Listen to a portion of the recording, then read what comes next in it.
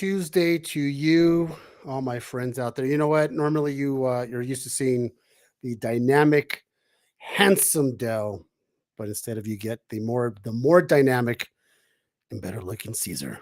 So I tell you what, we have an interesting show tonight. What I say interesting because we have two nuts. One of them you know, one of them you have seen, and we have Ish. Ish is probably the most normal one of the group, to be quite honest with you. The other ones are just batshit crazy. So let's bring in Ish. Here we go. There he is. Ish is being my co-host tonight to replace Dell.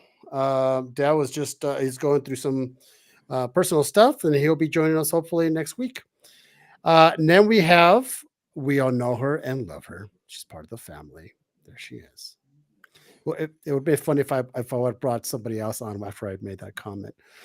And then we have this Funny. guy. Look The at that. good one. Oh, Yeah. What's Sure. up? yeah. Well, it's going on, right? I think this is the thing. We're still trying to figure out this new system that we have here with Yeah. this Restream that we have. We're not going with StreamYard. So we're still trying to figure it out because I've noticed, I don't know if you noticed, Shannon, this is like what happened last time. I actually talked to some people. They're like, oh, we saw you come on mid-sentence. So I'm like, oh, great. Joy. Son of a bitch. Yeah, I'm not used to to no intro. I know, And that's right? the other I thing missed too, because I we missed the we still intro. we have to add the intro in there and all that. But anyways, there we go. All time. Hello, Right. I was getting a little Angela. nervous, Angela. Thank you so much. Okay. Oh. Shout out to Prairie Meadows Nursing Home in Prairie Meadows, Texas, who are always joining us. And I always like to give them the shout out. They join us every Tuesday in their little TV room or whatever it is. They're saving a seat for me very soon. Yep. I'll be joining them. I will be the belle of the ball. Oh, you have no idea, Gary. I believe I'm gonna walk. I I'm gonna believe walk in there. I'm gonna be rolling in my wheelchair, signing autographs left and right. Maybe a Are you couple gonna know Signing- how miles. to hold the pen slaying, still? Signing slaying it at the autographs. nursing home, bro. Oh, I'm gonna be slaying. I'm gonna be slaying. Other than that, so for everyone who's just joining us, these two crazy cats have gotten together, and they have created a comic book, and it's 3 rounds. That'll be 3 comic books based on their love, hate, friendship. I will protect you with every ounce of my body, but at the same time, I will gut you like a fish if you do me wrong. Abso-fucking-lutely. Yeah. Nobody gets Um, to kill her but me. And the funny thing is, I don't read, and I haven't read this book, but I got to tell you, I read some of the panels that was sent to me from Shannon when I did the reel, and I got to tell you, I might actually. I was actually surprised I actually read a panel, which is probably the first time I ever actually read a panel. He didn't read the panel. I know. You can't read. We know He that. didn't read just- the I panel. just saw It the- sounds I just good can't though. read. Yeah. I just saw the pictures. That's all I did. What's up, J Rob? So let's do this, guys. I would love for either one of you guys to tag team and switch off. How do we get to this book? Where do we go? I don't. You know, we live in an age where we could actually make a comic book based on friendship and the shenanigans that happens at cons. It's pretty cool to do that. I mean, We the ability. did. Well, I mean, You it's guys right. did It's like shout out to Ryan, right? Like it's Ryan. I mean, the Yeah. whole thing is possible because Ryan created con artists. Yep. Like the idea of creating a comic series based around like all the shit we hate at Comic-Con Yep. is why that whole thing started. But like Okay. as for Boss Battle, that's all Shannon. I mean, I've hated Shannon forever, and she just decided to monetize it. So like it's smart. But that's really it. Like it was all her idea. She was just like, listen, idiot, write this book. And I was like, okay. That was it. He did an amazing job. So I got a question. Because I haven't seen the panels. I don't know anything about it. So from No. a speculative purpose, right? And I don't mean Mhm. speculative like comic spec. I mean, Yeah. speculative. Like I'm speculating on what I think it may be about from what I've heard. So is this like a spy versus spy beef? So No. So basically, we have a because obviously con artists in the con artist universe, right? There's superheroes and there's like super able people and stuff, and so we are working at a Comic-Con, just doing our normal thing, and there's this new sort of like tech that like you can go up and you can pop a pill and you can get like temporary invincibility and temporary super strength, so that you can get in the ring and you can fight a friend.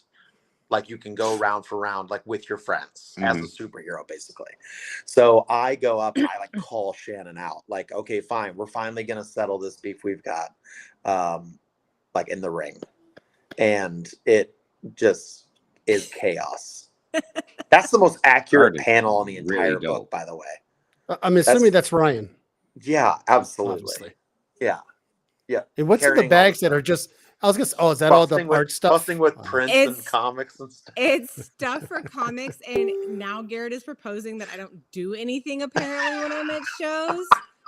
We all know that's a crock of shit, but whatever. Well, I see you're not biased when you write it. Like it's fair. Like you both are just beating the crap out of each other. Oh yeah, like yeah, absolutely. Because listen, at the end of the day, I want to get paid. Like I can't let her let her lose, because then Ryan she'll get mad at Ryan, and then Ryan won't like be happy. I wouldn't lose anyway. Wow. And to be fair, yeah, you wouldn't be able to have me lose in the whole end of it anyway, on account that like you would be not liked in the art world. That I liked more, and just don't need to go there. I gotta say, so who did Ryan did this cover? Yeah, those Ryan are the battle damage. Yeah, I gotta tell you, Ryan did you justice there, Garrett. Yeah, he yoked you up. It made me look way too good, bro. Wow. I mean, I was looking more of a dad bod, but he like completely. He did keep the belly, bro. He really. Yeah, did. but the belly probably has an 8-pack on the top of You're it. Right. But I must admit, and then a belly. That's what I said. He did the wife justice. I course. love the expression. Yeah, I love the expression on her face. It's I've seen that exact face. You're right. Have you close up and personal, right? Yeah. This is as great. He's running in the other direction. Yeah. Absolutely. So these are 2 battle damage covers. Yeah, 2 battle damage. It's like covers. a set. Yeah, one of each of us. Yep.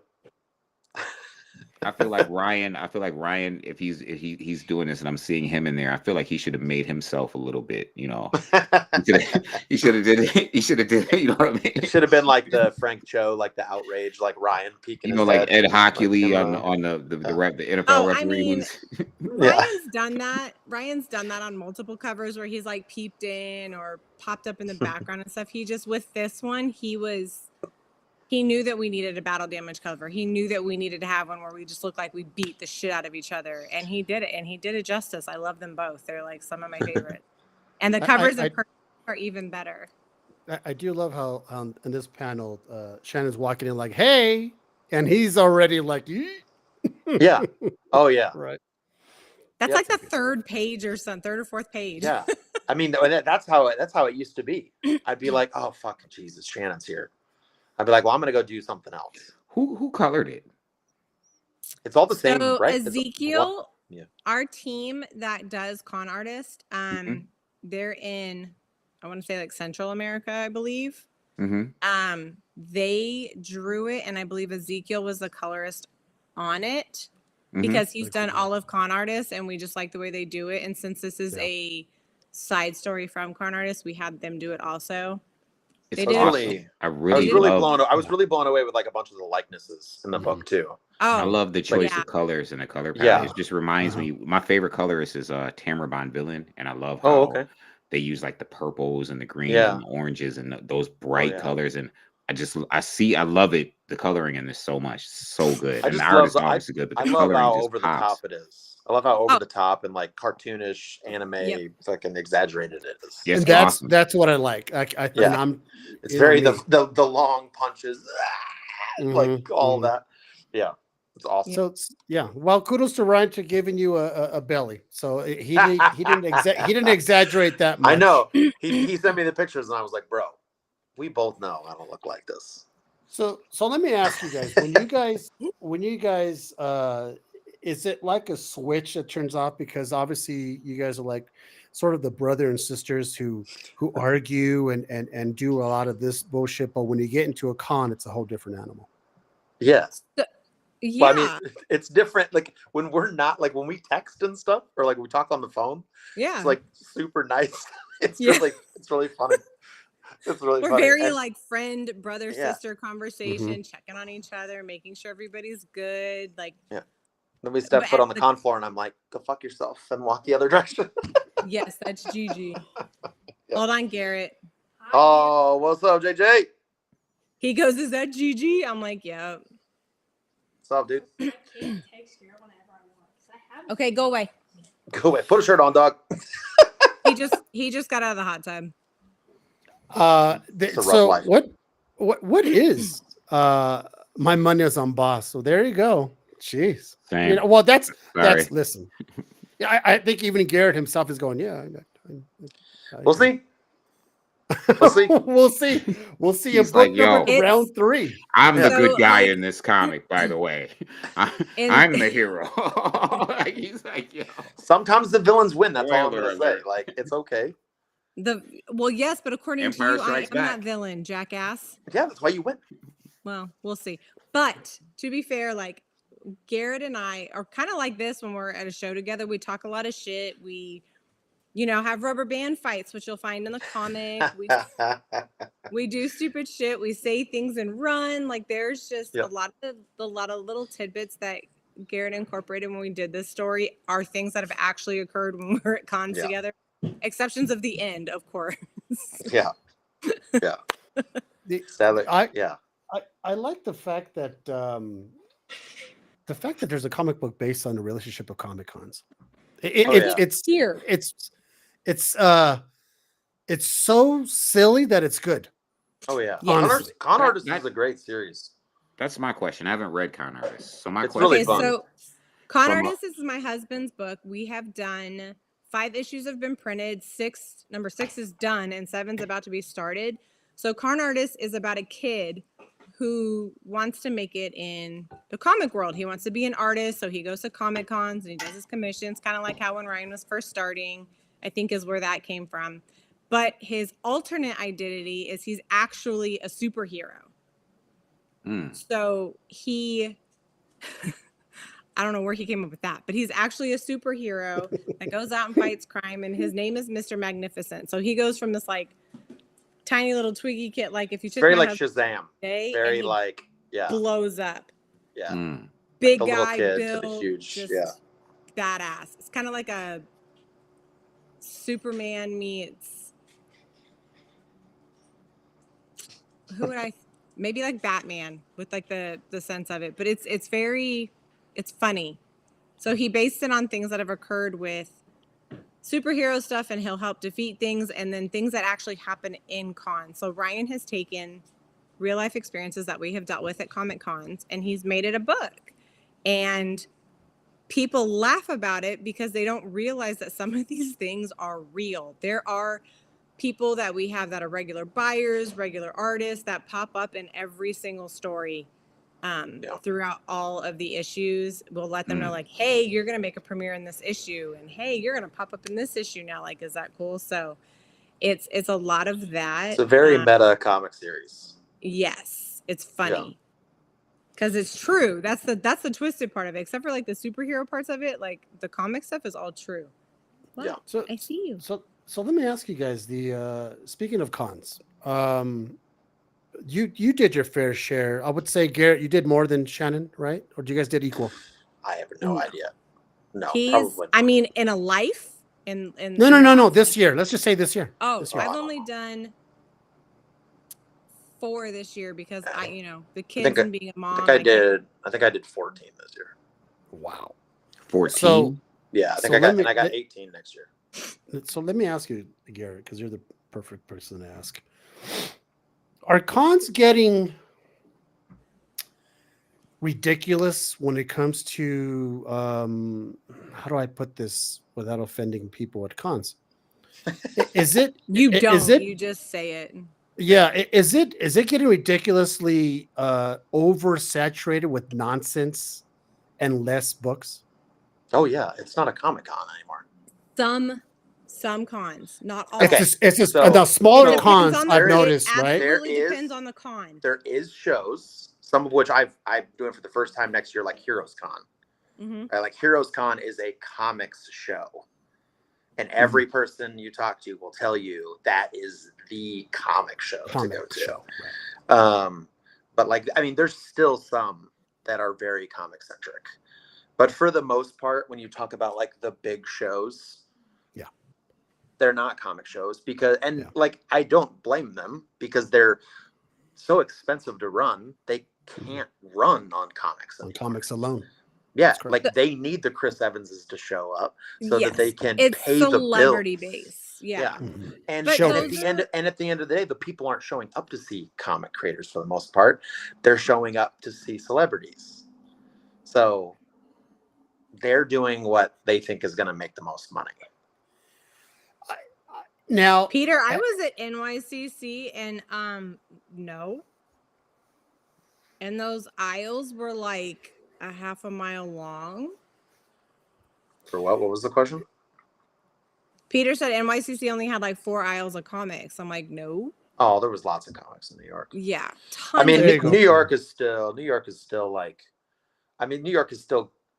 New York is a good Artist Alley is popping in New York this year. Yeah. Like, it's a New good York show. is an amazing balance of both celebrities and artists. But I feel like it's good because they split it, right? Like the people that go to New York and are there for comics, like they're all going to Artist Alley for the most part, and they're spending their money downstairs.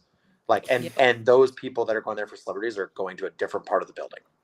Yep. Like, Garrett, did you want to answer Dell's missed text? I didn't see it. I can't see the comments for some reason. Oh, really? Yeah. He says, how many cons did Shannon beat you up? No comment. Oh, okay.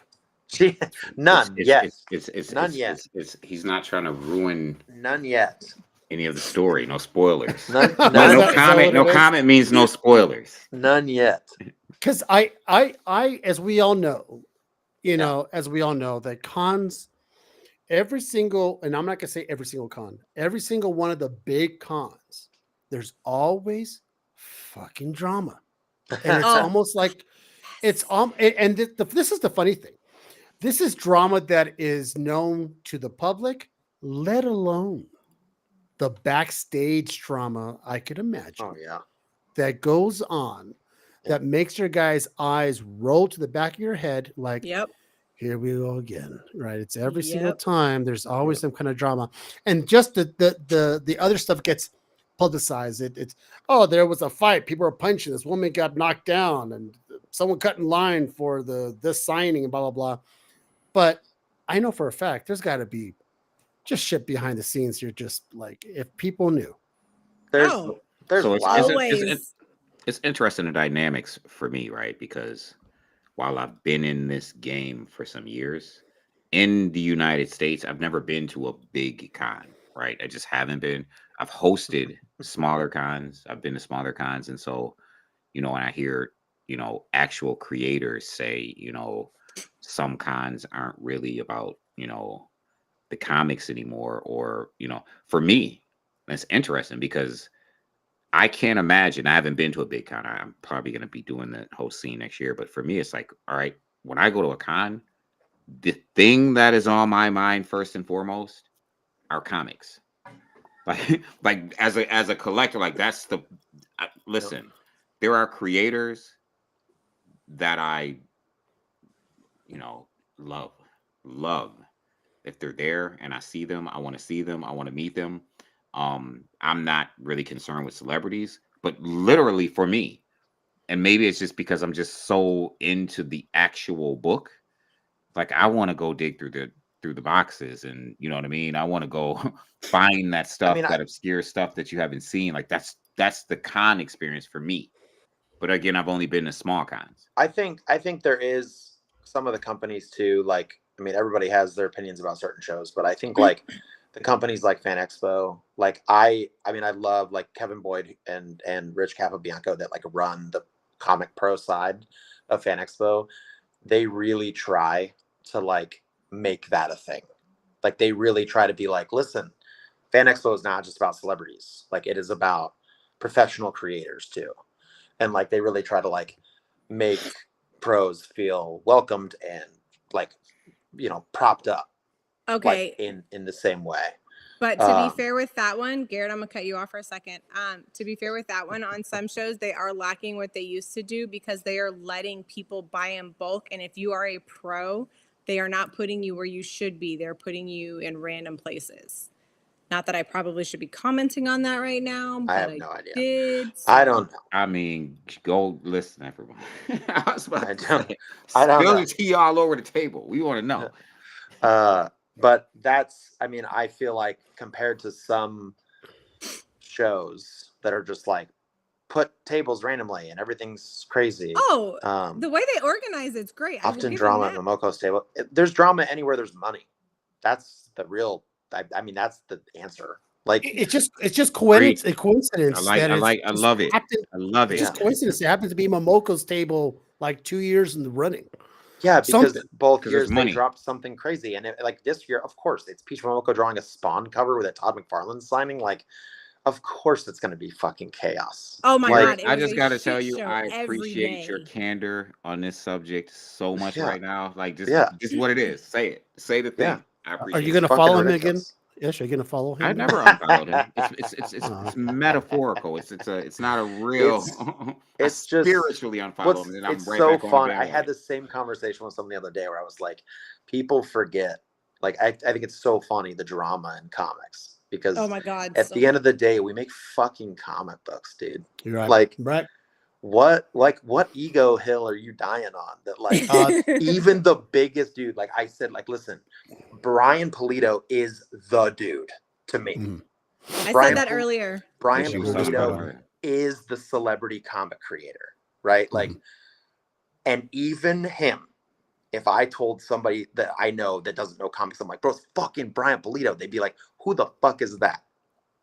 Like, that's my point of like, anyone in this industry that has that kind of an ego, it's just like, you're right. You're a huge deal to a super niche part of the world. Yeah.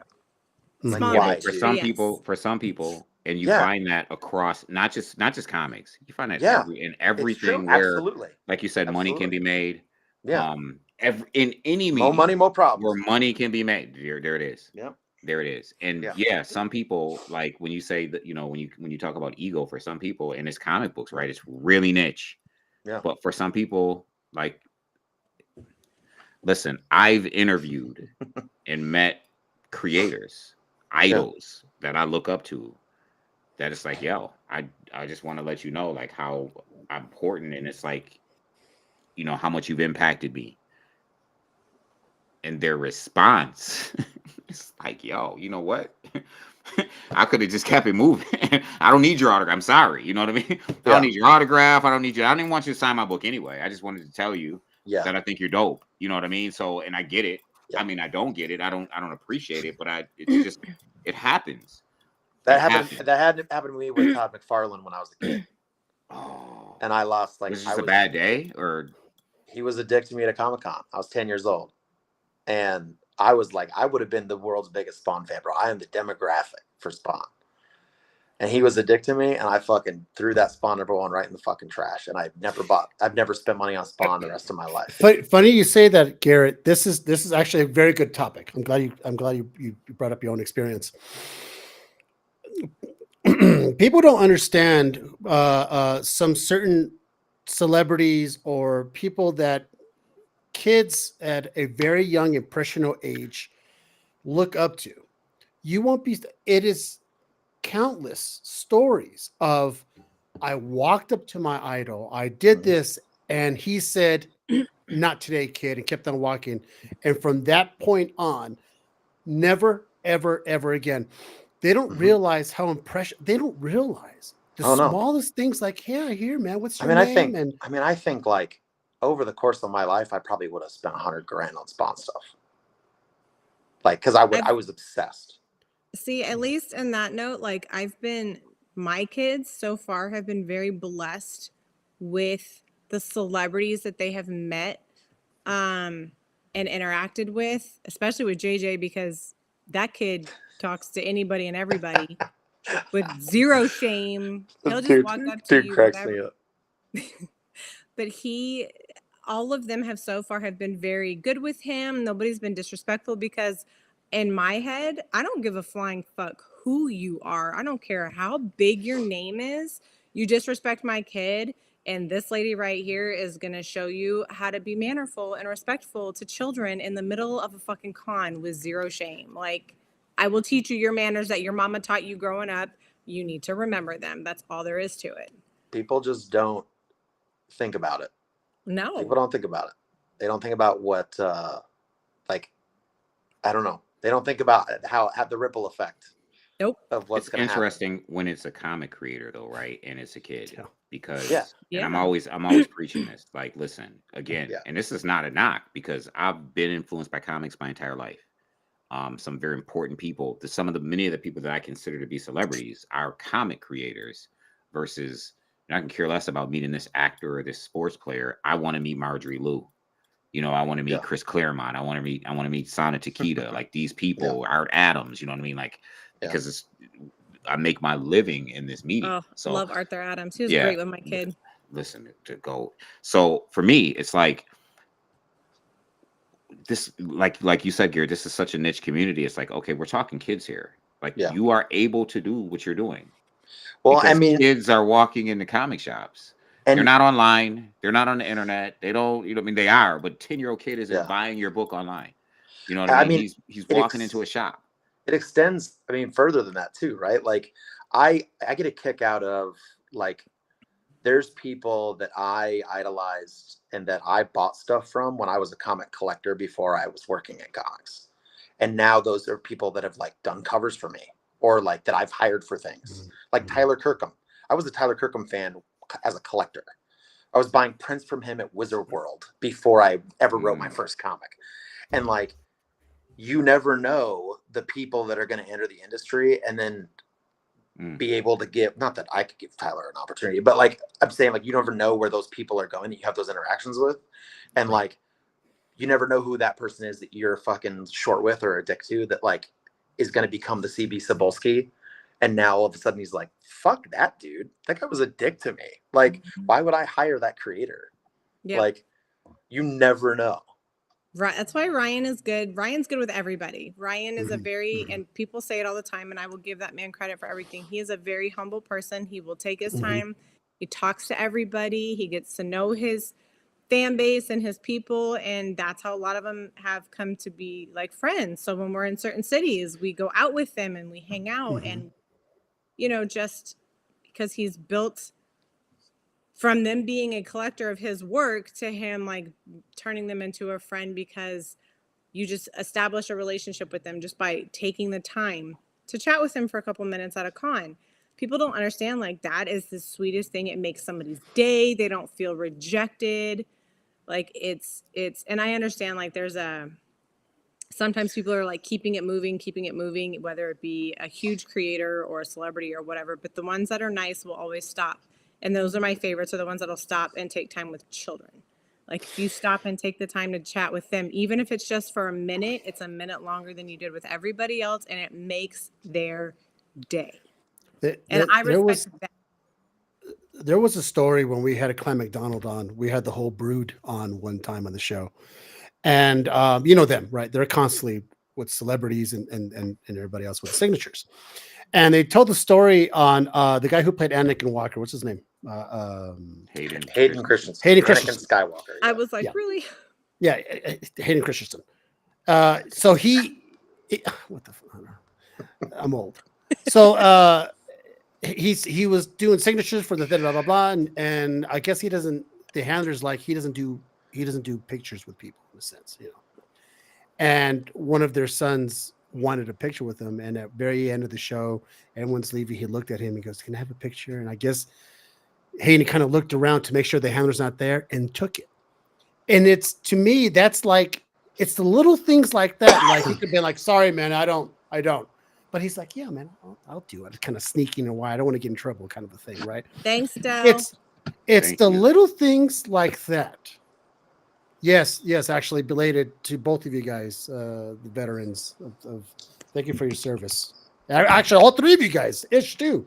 Look, I keep talking about this. I'm covered. I'm surrounded by I just want to speak to both of what real y'all heroes. just said about that. It's not just it also because we can all just pile on in the positive sense, right? It also contributes on some level subconsciously to teaching that kid something about character that they may take with them as they progress through life. You know what I mean? Like really something, I always say children, listen, we learn lessons from the authority figures around us, but we don't apply them until we become adults, right?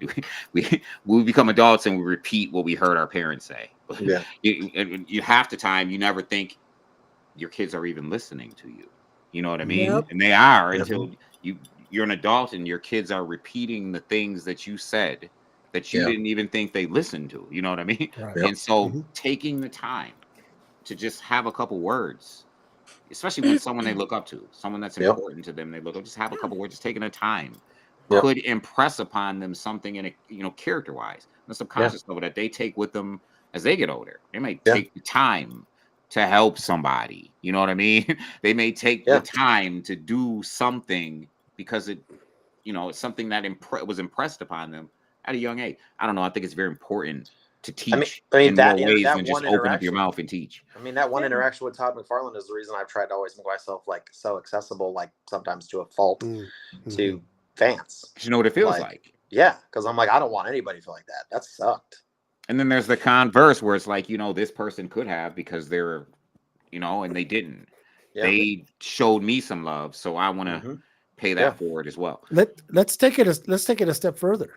This is why, as Shanna, you're saying that Ryan is good to everyone, because why not, right? Yeah. Because you never know with that one kid, one day that you're gonna F over, who grows up, ends up having influence, ends up having his own production studio, ends up, and sniper rifle. Guess who he might want to hire down the road as an older man or older woman. And he's like, oh yeah, I remember back when I was 12 and he basically told me to go fuck off. Yeah, no. How about I don't hire you at all, and I will make sure that none of my friends in the industry will hire you because you're such a jerk ass. It's the little things like that that come back. I'm a big believer that things come full circle. Oh, karma's a bitch, and I am full. I'm a big believer of karma being a bitch. I always equate to karma as being that guy who's sitting around the corner and he's always ducking, looking to see karma what you're ain't doing. A bitch to me. Karma, listen. I make sure me and Karma are good. I'm trying to you go with Karma? Keep that motherfucker on my side. No beef with Karma, man. That's my homie. I mean, throughout the years, yes, I guess all of us have had our dumb things, and we've grown and we learn, and as adults now we're in it and we're like, okay, I don't want this to come around and bite me in the ass. That's why Ryan and I are very quiet on our social media aspects of things that we believe in, as far as a lot of things, on account that we don't want backlash from anybody for something stupid. And when they try, we correct it quickly and we're like, no, stop, hold on, leave it alone. See, there's a good example right there, because one day I'm going to be visiting you guys, and not as a fan, more like as a fellow resident. So I need to be treated at least a little nicely. You know what I'm saying? So maybe a couple blue pills instead of the red ones. But all I'm saying is always be kind to people, especially in this industry, because I like to repeat it multiple times, and I will shout it from the top of the mountain as much as I can. This community is so large and yet so small.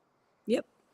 And people talk. People, the wildfire can spread on a spark.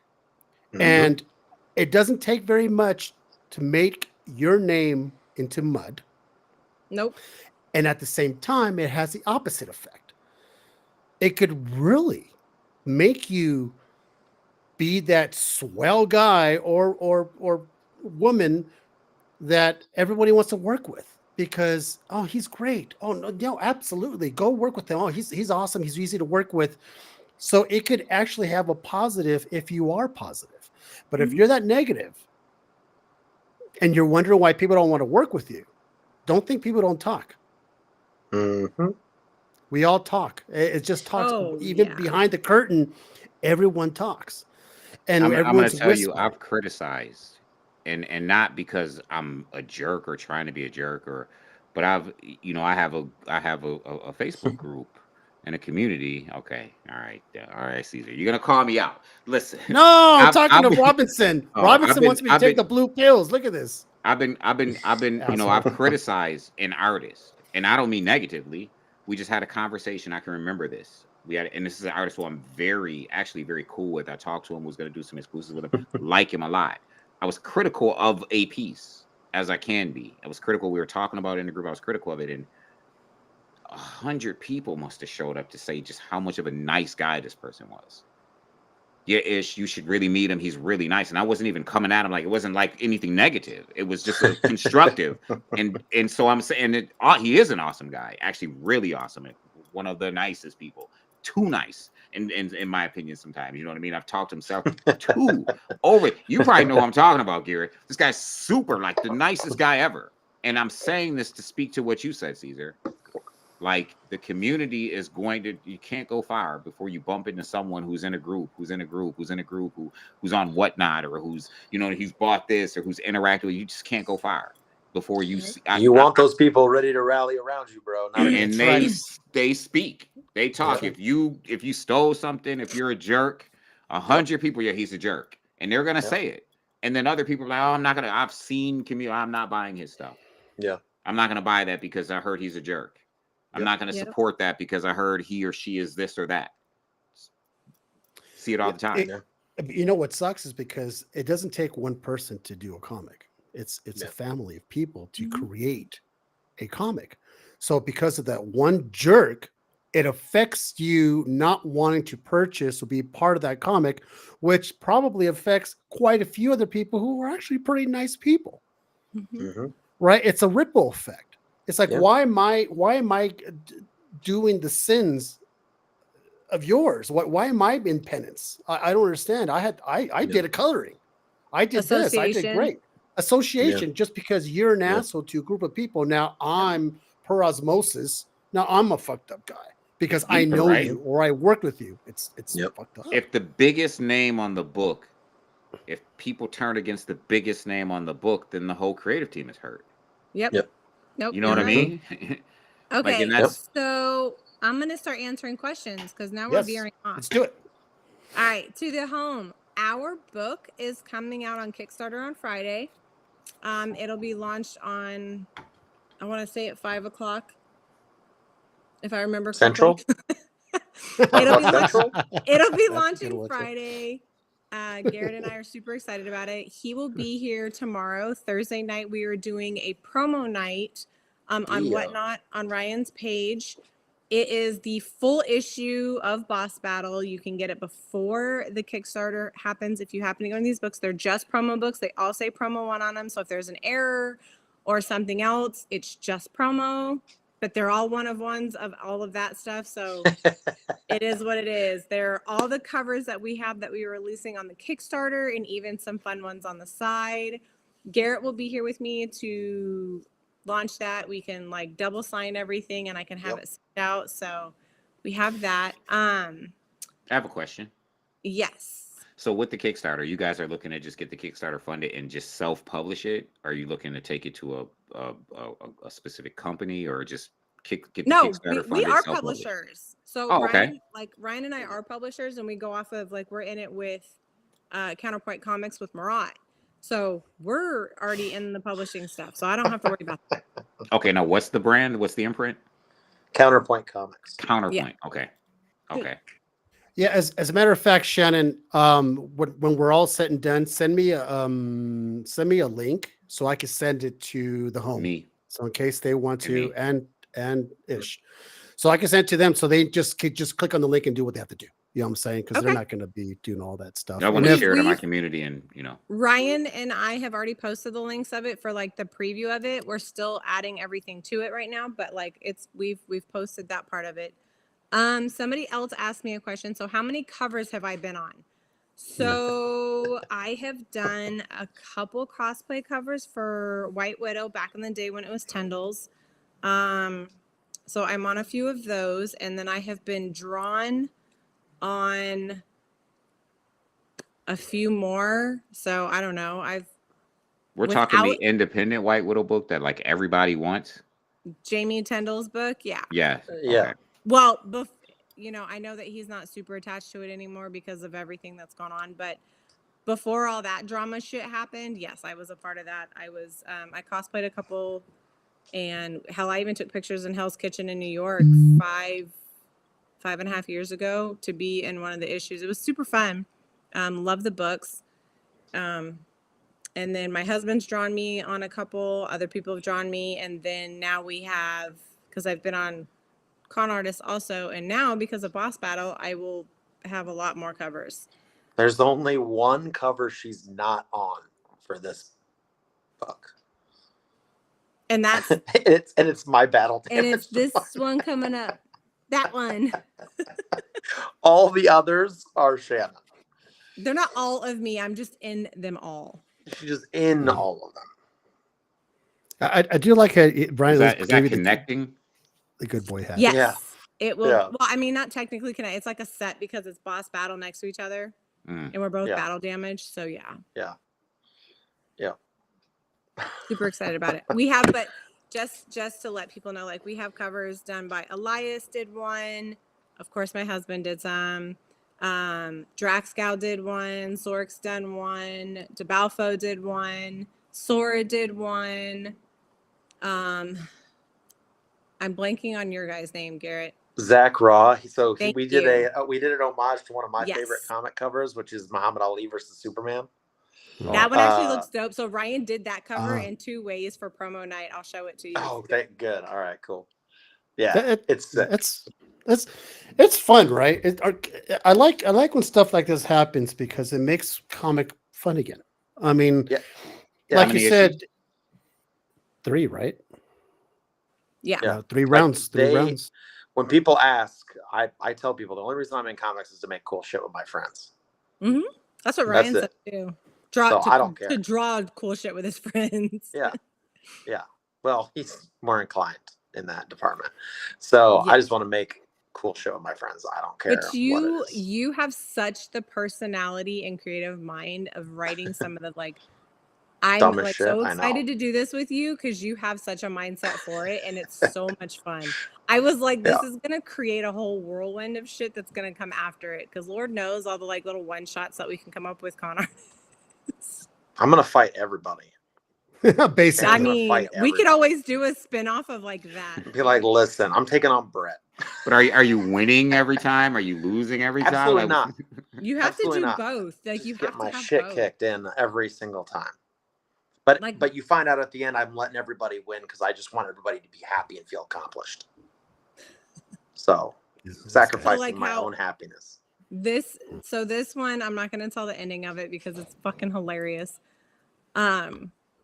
The next one we're doing like I was saying in behind the scenes backstage, we're doing like a Rocky IV homage story type thing. It's gonna be 4.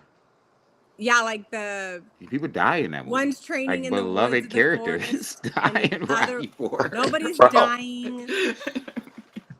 She hasn't seen all the scripts. Like we lose Apollo Creed. Like if he dies, we won't kill Apollo. That was Rocky IV. I know. It's just parts of the story that are going to make it funny. And then in the third one, I want us to do it, like I said, by the beach, like the ocean, because there's always just cool shit you can do in the water. Like with swordfish. Like you just never know dumb shit that can happen. She wants to fucking gouge me. With the swordfish. Unacceptable. Yeah, what the fuck? I mean, you can grab a hammerhead and swing. She just wants an excuse like to do electric swimsuit covers. That's all she wants. She's like, let's do a beach issue. Let's do a beach issue so we can do swimsuit covers. Well, the cool thing is Oh that yeah, because that's what I want everybody to see of me. Like there's No, sort of of me. risque covers. Hey, you can go so many. You can go so many directions. Time Right? we do those covers, I'm Yeah, gonna bro. be in such great shape. I go to the gym 5 days a Yeah. week and kill Do it. a, we're So, gonna do a, you we're know gonna do a what? Muscle Beach cover. Oh, that would be dope. That we can do. Yeah. Let's do that. Yeah. Have you benching like 1,000 pounds? Yeah. Just a little. I'm like holding it up with one finger. Yeah. Yeah. It's like, Everyone's which like, "What color the pill fuck?" did you take? It's not. Don't take the blue one. Apparently. Yeah. Not Caesar's Viagra pills. Not the blue one. With the stories like this, you can do so many spin-offs. I mean, Garrett, with your good boy, the whole good boy world could have just been. Yeah. This is kind of fun. This is once again, this is what, if you are a avid comic book reader, this is the kind of stuff that you just want to just pick up and read and have fun with it and take it for what it is. It's nothing too serious. It's just a lot of ha-has and at the same time you're making people some money and you are filling your life with laughter and smiles and knowing that you helped a creative Helped team. me kick the shit out of Shannon. And we It's can your watch dream, you Shannon live and it. we can watch Shannon kick the shit out of Garrett. I mean, that's just the way Don't it flip is. that. That's not okay. I have to. I have to. I see her a lot on the podcast. All right. Speaking of cons, guess whose tickets are finally purchased for MegaCon? Yeah. Look at you. Yeah. You're gonna be like a real boy. Yeah, I'm gonna be like a real boy. Yeah, Garrett. Well, I've he's gonna make it. never He's met- gonna make it this year with no complications. I've never what we're doing. I've never met someone that has such an impressive comic collection that's such a shitty comic collector. Wow. Like I think I might use that. I think I might use. You can quote me on that. Wow. You can quote me on that. That's I'm like, look at this shit. And he's like, I don't read. I don't know. Like, whatever. Fuck this. Who cares? And I'm like, bro, what? Look at your Just wall an amazing you. Fantasy 15. Yeah, look at your wall behind you, dickhead. You made me blush, you son of a bitch. It's kind of funny. So when I met Garrett in Denver a couple of years ago, we're talking about people who are just super nice. We were talking, and this kid walks up to him.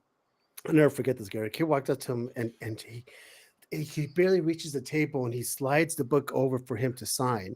And they're giving these free books, and Garrett goes, "That's not my book, but I'll sign it." He's like, okay, just sign somebody else's book. I'm like, you sure you want me to sign that? There's someone's like Garrett who'll be like, I'm not going to sign that book. It's not mine. Nothing to do with it. Yeah, right. It's I don't know. I was like, listen, I'll sign it for you. I mean, I didn't work on this, but if it's I didn't work on it, but it's perfectly fine. It's perfectly fine. Garrett is a 12-year-old in a 30-year-old's body, so I would have signed it Chuck Norris. I've gotten really good at my Stanley signature. Oh, imagine someone's say. Yeah. Stanley Simons. Oh my God.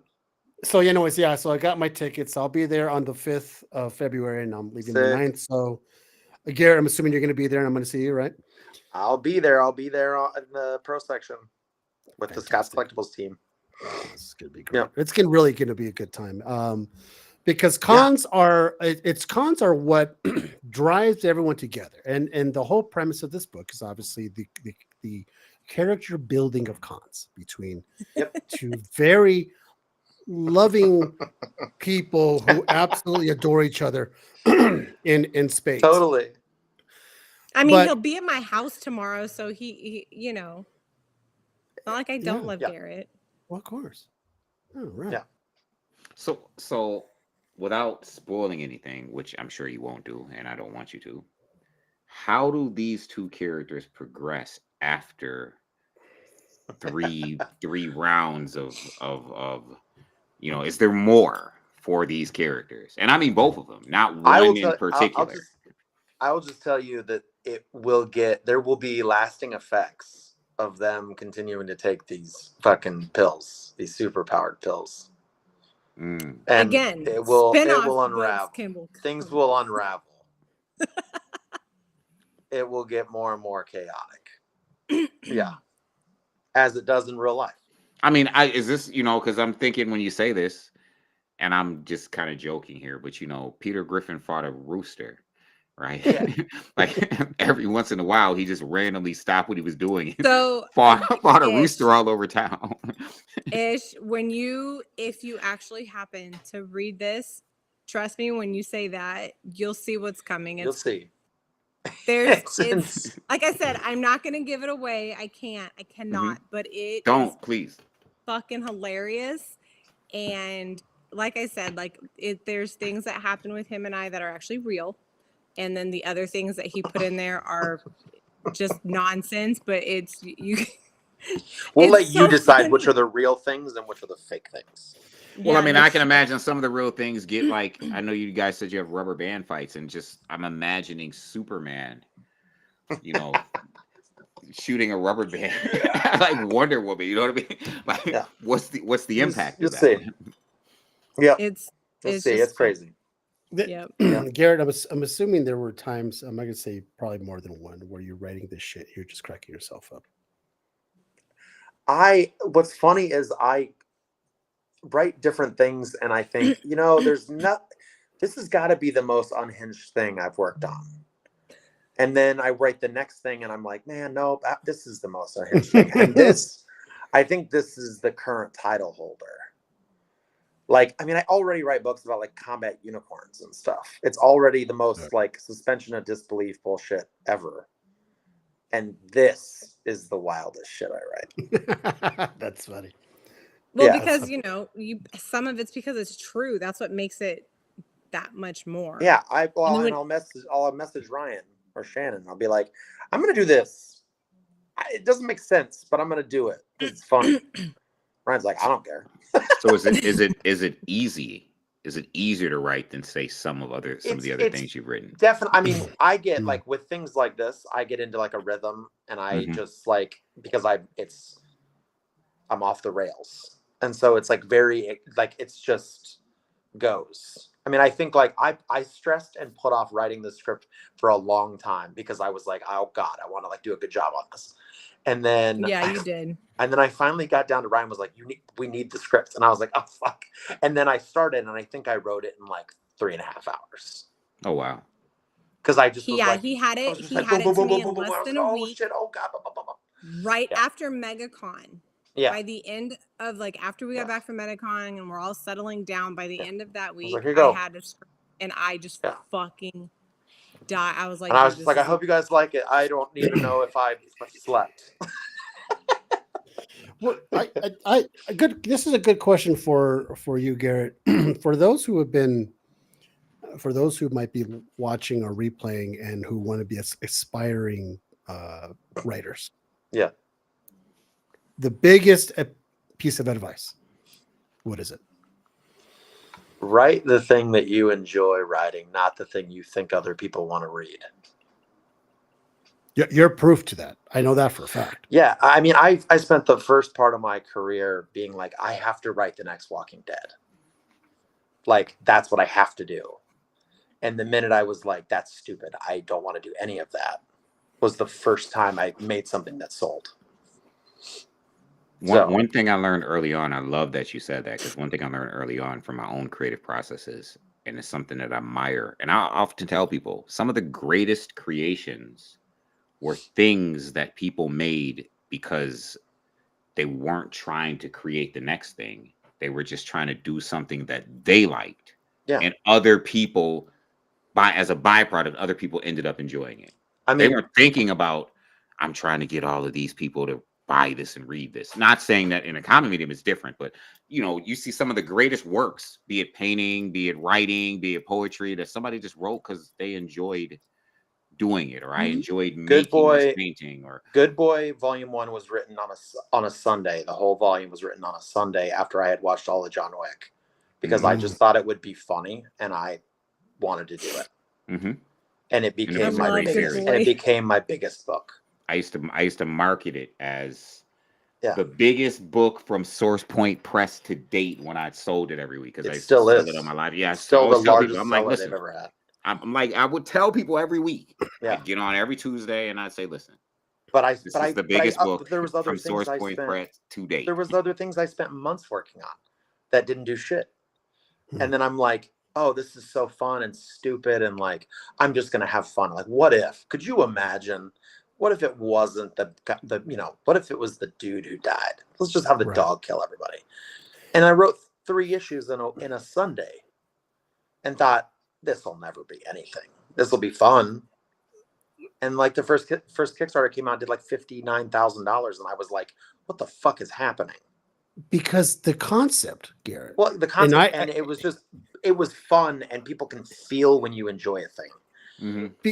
It's in your work when you're having a good time. When I explain to people about, once again, people know, but when I explain to people what the premise of Good Boy is, their eyes kind of light up and they go, huh.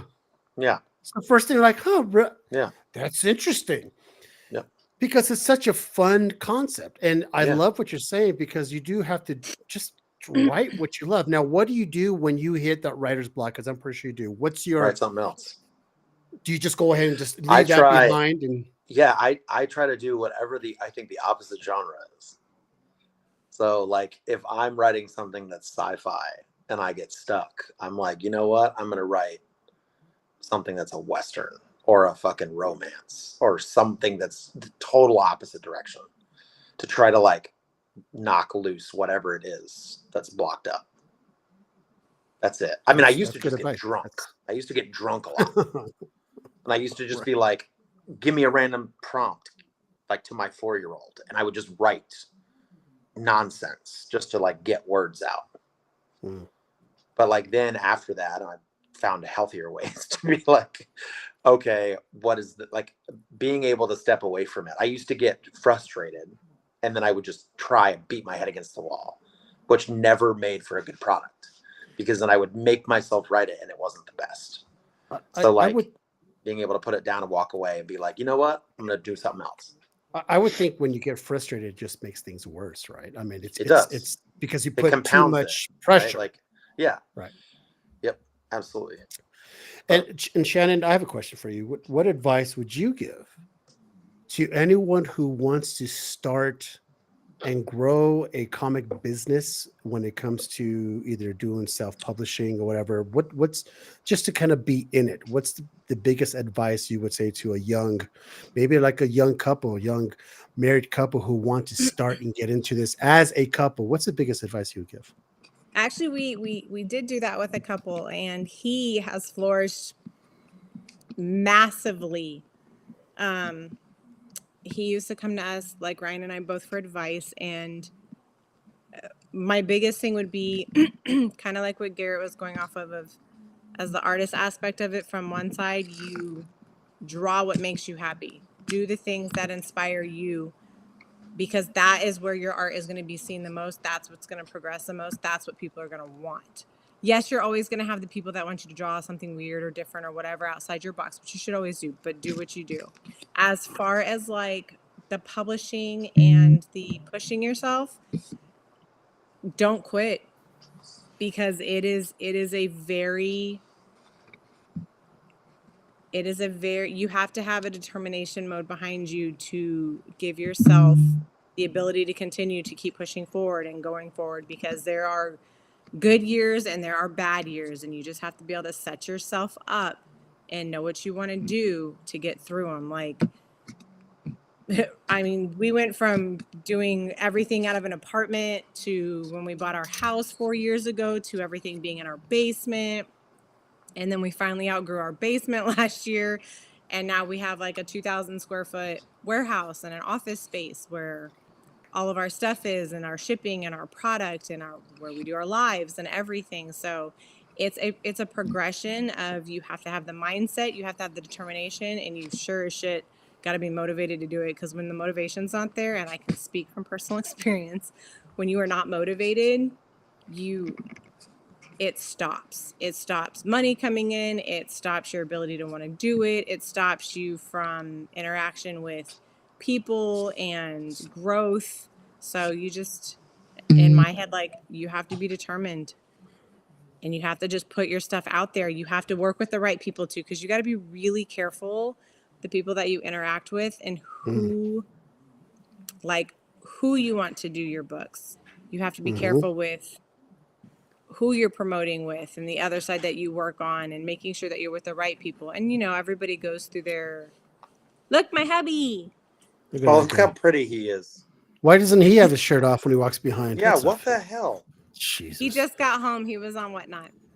So you just have to have that self-determination and do those things, or Look at him. you don't go further.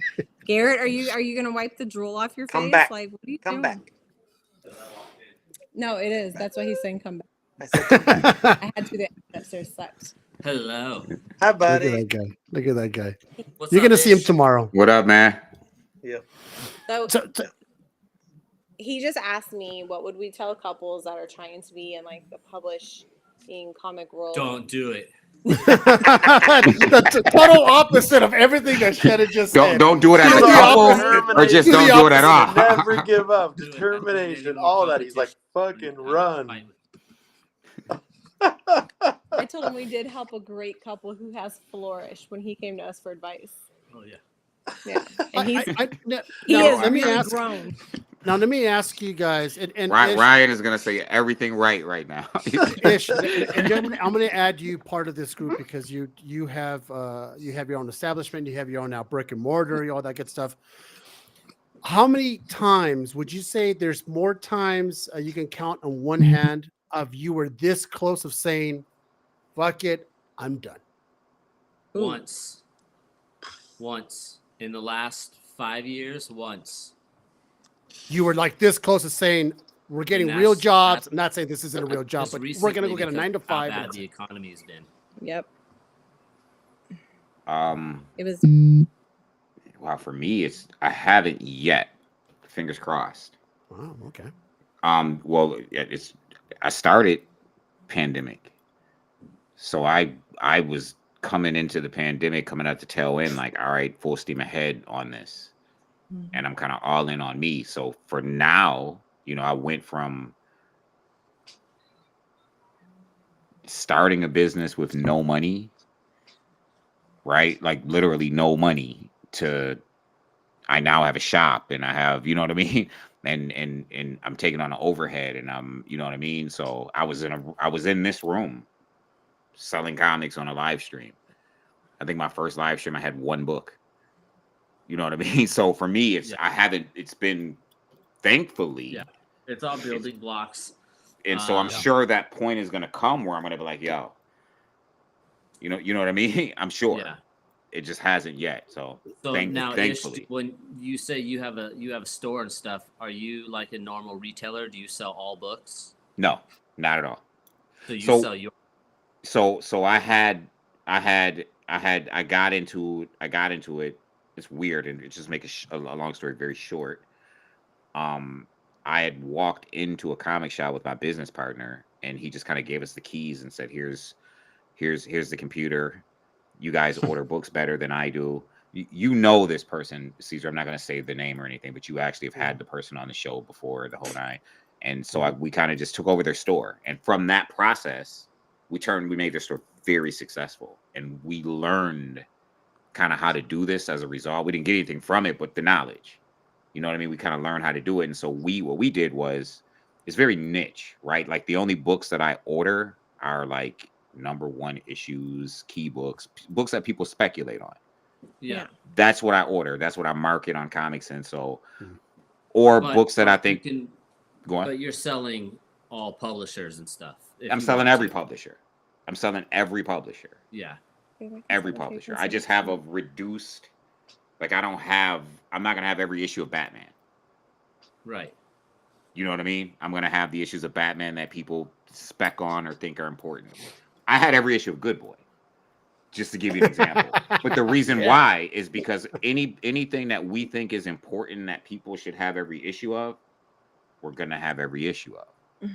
You understand what I'm saying? Like there are certain books that we think, all right, you should have every issue of this book. We think it's an important book. So we actually pre-sold I'm sorry, go on. Where we found our hardest struggle recently, when sales started dropping and people just aren't spending the normal dollars that they do on books. As what we do, we only sell our own books. Like, we're not a shop. We just have what we publish, what either covers I draw or books that we create and hire other artists. So it was a little harder on our end because we could only sell our stuff. We didn't have the, you know, a lot variety. of people do the whatnots. People jump on and say, hey man, do you have the Akira Batman from New York City? I know you were there. Like, yeah, but I don't sell any of that stuff. Like, that's not, I'm not a normal retailer. I'm not a shop. Right. Right.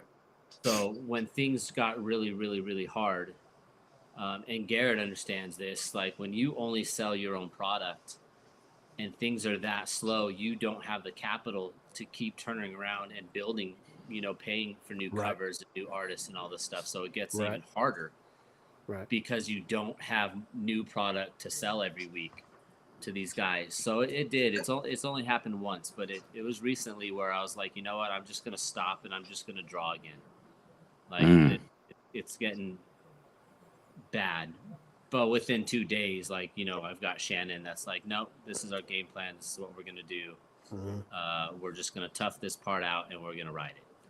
That's interesting because I think it's a benefit, right? When you have two heads that are, you know, thinking and bring something to the table when it comes to that and can kind of plan this out. And then my question to you in that situation, right? Because I could see, you know, when you mentioned like whatnot. So that's an example, right? I did whatnot once and was like, yo, I'm done. I'm not doing I'm not built for this. I'm not doing this ever again. But is it something for you, Ryan, where in a situation like that, you can fall back on the fact that you're like a really dope artist? Or does like that dry up for you as well? Meaning like, you know, could you just that part doesn't drop. That part stays. It's the creator part. It's the doing our own retailing and doing all the other stuff. That's what got hard. Yep. I know I could always fall back on, I'm just going to be the artist again.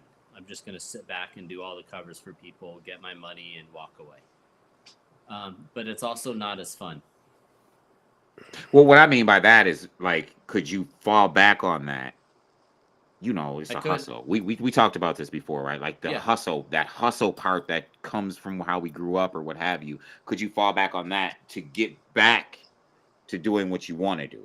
Yeah. Yeah. He would, and he does. Like we both have our, like I said earlier, like, you have to have the motivation there. And there's times where I haven't had it and he's had to push me and vice versa. It's just, you just have to be able to stay ahead of the game and know what to expect or how to plan for it or what to change to alternate what you're going to do to bring what you need in, or like bring in the money or push the product or sell it in like this year, because, and nothing against anybody, but election year is always trickier for people. And it was a rough year for people. And so things have, it's been different. It's been a little difficult. It's been a little slower in all aspects of that. And I can compare that because if, you know, I look over the last 4 years and the last time we had it, like, everything has changed, and it is what it is. So we're hoping, you know, next year, fingers crossed, elections are people over, start spending money again. Yes. That's all this shit's over. Let's just fucking do our shit. What's your story, right Garrett? now, it's just, yeah, Garrett. Where was your effort? I'm done. I'm gonna go, you know, go sell paletas. I mean, bro, what day of the week is it? Like, I was about to say Garrett is uncharacteristically quiet. Like, I mean, bro, I get like that every couple days, bro. Like, I mean, I think it's very different for writers, right? Because I think that, like, I mean, I was having this conversation with Sora this week, like 2 days ago, about like there's a long spanning, like, sort of thing that artists can curate for themselves, but like writers don't naturally have the ability to like put content out to like build that the way that artists do, like, because it's not a visual medium, right? Yeah. So it's very easy when you put put your passion into making a thing, and then it doesn't go anywhere. It's very easy to be like, for it to just implode, and you're like, oh my god, what, like, how do I get the courage to do the next thing? Because this thing that I was so passionate about, that I thought was so good, did so bad. Like, that happens all I'm the actually time. nervous. I'm actually nervous about that with our book. Why? I just am. I'm like worried because I'm like, I'm so excited for it that I'm just scared. We have a question. Oh, there it is. Question from J Rob for the Kincaids and Garrett. What is the process for artists to work with you? Show me your work. Yep. Show Garrett your work. Show us your work, and then we can go from that point on. Some stuff we will work with, some stuff we won't. It just depends on the artist and the style. Yep. Also, prove you're not a fucking pain in the ass. Yeah. Oh my God, that helps too. I can work with just about every artist as long as they're open-minded and can take. I will work with people that I don't even think like their work is that great, but other people like it. Like, I'm like, okay, this isn't my thing, but you're talented, and like people like your stuff, but you're a nice person and I like working with you.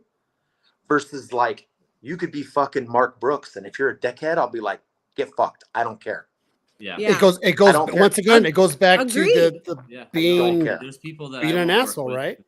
They're great. I'm just like, I'm not dealing with you. I'm like, that's congratulations, you're very talented. I don't want to work with you. Yep. Yeah. No, we're like that completely. It's not worth my time. So like here's a good example. Like, we have Ebass covers. Everybody knows Ebass. We all love him. Whatever. Ryan won't deal with him. No. Only I do. Only I will deal with him. Because Ryan doesn't have the patience for it.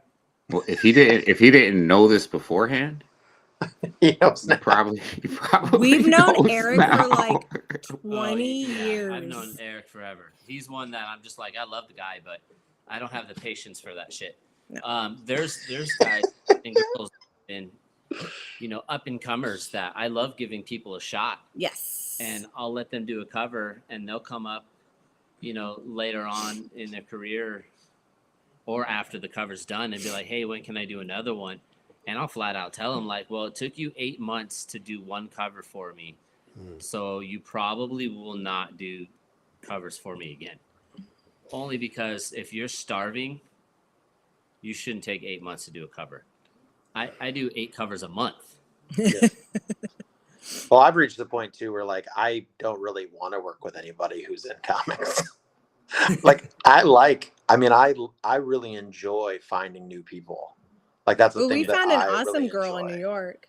Like that's the thing that like I find exciting. I mean, one of the things that, like, nobody fucking like, I used to say that I'm cursed because I would find artists that I thought were incredible and then they would blow up. In like 2013, I met an artist that was super fucking talented, and she did a cover for me for $250, gave me the original, and it was her very first comic cover on American Book, and her name was Peach Momoko. Yep. It was the first time she'd drawn a cover for anything outside of Japan. Wow. She was like, this is so cool. Like, oh my God, I'm so honored, blah, blah, blah. And then like 6 months later, she wouldn't even return my messages. So, wow. But it's exciting. I know my boy Ryan still comes through. but like, you know what? But it all goes back to what we talked about earlier, right? Yeah. If you're a douche, nobody wants to work with you. Yeah. You could be the best writer or the best artist in the world, but if you're difficult to work with, they don't give a fuck. Yeah. They want something good and easy. Yeah. This goes another way as well. If you are a douche online, if you make waves online, if you love rocking the boat online, don't call me. You're screwed. Because I know for a fact, 100% fact, guys like Marvel and DC, that's one of the first things they do is they go look at your profile to And see they'll what scrub. They'll do a scrub. All Yeah. they can, because at the end of the day, it doesn't matter how much they like your stuff. You're a liability. Yeah, To legal, you're a liability. That's all. Ryan, you weren't here, Ryan. Everything. You weren't here, Ryan, but we talked earlier about how small the circle is in this community. Yeah.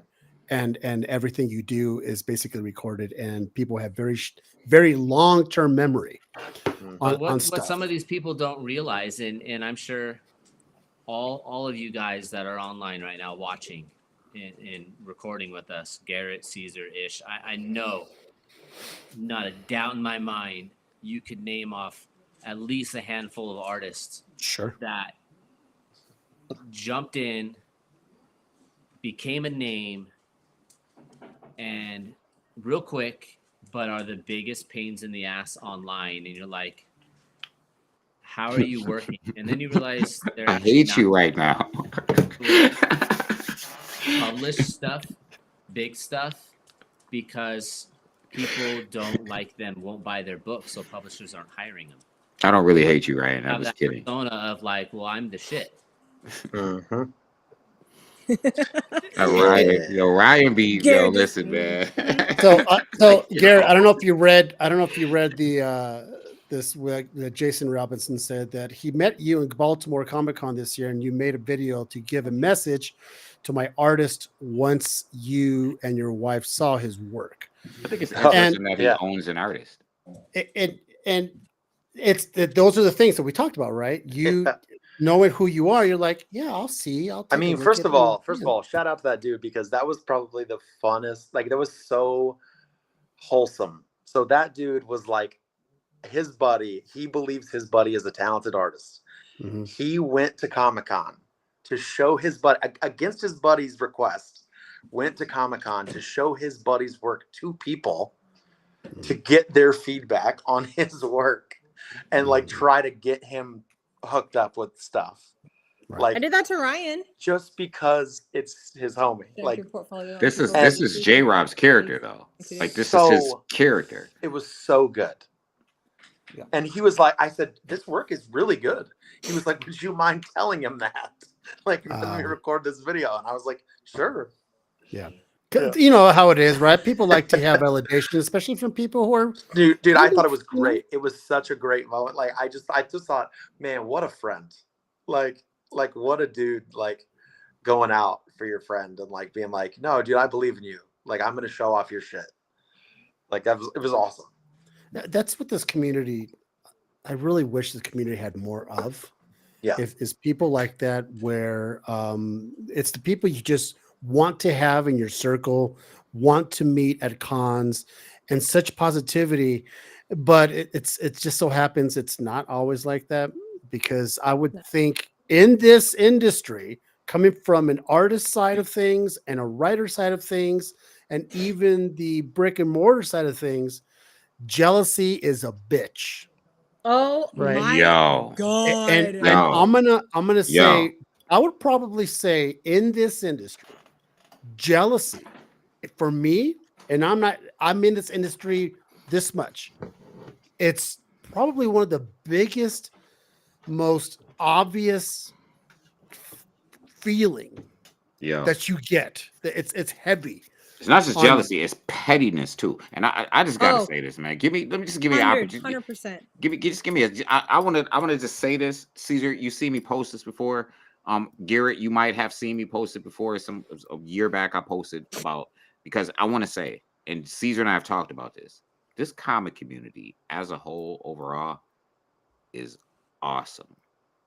Like, really awesome. And I'm talking about the not even the main community. Like, I'm not even talking about the creators, and I'm talking about the people who thrive off of the medium, right? The people who are buying the books and creating. It's a really dope community. People that will go out of their way to help you find stuff. Will like, really an amazing community. But man, there's a contingency that are jealous and petty. And I mean, listen, I grew up a certain way. I don't be online talking about how I grew up. If I hear another person with a YouTube channel talking about pull up, or I'm going to show, like, stop it. Like, we collect comic books. we're in the comic book community. This is what this is about. Like, keep it, argue over whether Batman needs prep time, right? Yeah. Don't be online telling me you're gonna pull up because you're not that dude. Like, and even if you are that dude, I don't care. Like, we're arguing over whether Batman needs prep time. It's so petty. And like, I own a. This is the thing for me. And when we talk about jealousy, listen, I'm the biggest proponent. One of the things that I love is promoting local comic shops. Mm-hmm. Love it. Because I have a passion for kids. I have a passion for kids reading. And I know that kids aren't going to come onto my live stream and buy books. They're not going to go onto your whatnot and buy books. They're going to walk into a comic shop. Yep. That's going to be their experience with getting a comic book. They're going to walk into a shop. So I get a lot of jealousy because I have this Robin Hood of the unfair market. This is my thing. I want everybody to win. We're the Robin Hoods of the unfair market. I want to give you, I'm a hustler. First and foremost, that's how I grew up in the streets. So I want to give you what I would buy. And I want to give it to you at a price that I would want to pay. Yeah. As long as I can keep my lights on. Yeah. So I get a lot of jealousy from actual brick and mortars and from other shops because they're like, oh, you're trying to hurt the market or you're trying to make us look. I'm not. I love you. Do you. I'm not going to knock your hustle at all. If you want to mark this book up to the high heavens, it's on you. Yeah. I'm going to do me. And if what I do somehow makes you feel bad, the longest finger on my hand is available to you. It's my favorite. Listen, it's God's favorite finger. It's the one that reaches closest to heaven, according to Scott Snyder. I'm just saying. Anyway. Listen, Scott Snyder wrote this book for Dark Horse. It was a great book, Something Darkness.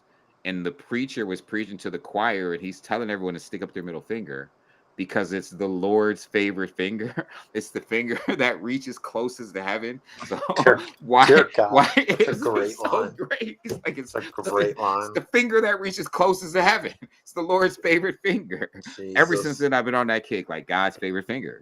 Anyway. Now you guys funny. Being in it, right, Shannon? You and Garrett, being that you guys are behind the scenes, I could imagine the jealousy is through the roof, and it comes in different forms. And the pettiness. Are we talking about between the two of us? Oh, the jealousy there is different. That's a whole different. A lot of pettiness. So real petty. I'm for anybody who's ever met me in person, or people who've known me for longer than this industry, I have always been a very direct, honest person. I will always be that person because I don't like the bullshit. Hate it, can't stand it. Now, with that being said, because of who my husband is, I do have to filter out a lot of things that I say or would not say, period, because of it. Right. Also, with that being said, the reason that I am known as Boss Lady in this industry was I was given this by a fan name. They gave me this name. Boss Lady was given to me by our fans, not because I made it up. It was given to me because I earned my title. Because I don't tolerate shit. People have heard stories about me. I walked into cons that haven't seen me in years, and people are like, "You're back! Oh my god!" Da da da. And they're like, "We've heard this and we heard that," and I'm just like, "Wow, people talk." Mm-hmm. So, of course, there's going to be people who don't like me. Do I care? No. Why? They're not affecting my daily life. So what the fuck do I care? As long as they are not blasting me on social platforms to try and make me look bad and them look good, I don't care. If you have a problem with me, man up and tell me to my face. Because if you're going to do it over a keyboard, dude, I promise you when we do meet, it is not going to be pretty. There's always going to be haters in anything that you do. There's always going to be the people that respect you for who you are and what you do. I love haters. Oh, they're my favorite because I'm taking up free rent in their head and I'm doing nothing on the sidelines. Like, you know what? I'm so glad that my life is that interesting that you have to talk about it. Like, thank you. Like, I remember my first experience with you was on this show. You weren't on. Ryan was. and some guy came on and was talking about his degree in production or something, and was mad at us because we were talking about production values. Mhm. And you were in the background in the comments, like letting this guy have it. I'm like, oh. Well, she's gonna. One thing that I have learned, Shannon, now knowing her for a while, Yes. if she likes you, she will protect you, and Yes. and go to bat for you. And as long as she knows who you are, because she's not going to back up. She's not going to back up a douche per se. You know what I'm saying? If she knows you're a good person, she knows it's undeserving, she'll go to town, and that's just the way it is. Garrett, what about you, my man? My bubble is I'm my bubble. Your bubble's your bubble. Now, Garrett, I am assuming, being the writer that you might have people going, well, fuck this guy. I've been writing for 35 years. And I'm not getting any success. And then this guy comes around, he makes up some story about a reverse role of John Wick, and now look at him. That's not fair. I mean, listen, I think the only people in this industry that don't like me are the people who can't keep a deadline. And it's because I've had to fire on. That's it. Other than that, I mean, I've had people try to act like high and mighty about the content they make versus the content I make. And I have to remind them, I don't know if you know this, dog, like every story's been told. Like every single thing has been made. Like making something unique is nearly impossible anymore. Like it all derives from the same like 6 story tropes. Like how many times are you going to make Lone Wolf and Cub? Like that's the same thing. So who cares? I mean, if you want to die on that hill, you're welcome to. I'll die on the hill with more money.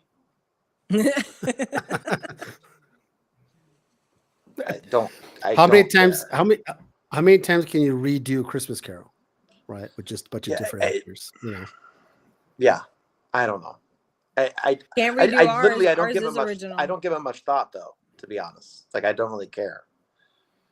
Like but it's awesome. Like Shannon just said it.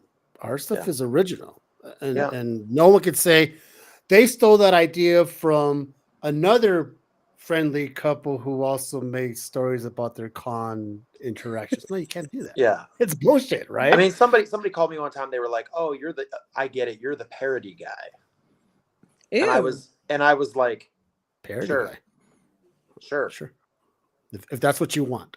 I mean, that's what they call Marat too. So I laugh at that. So I mean, if that's the thing, like, okay, that's I'll be the parody guy.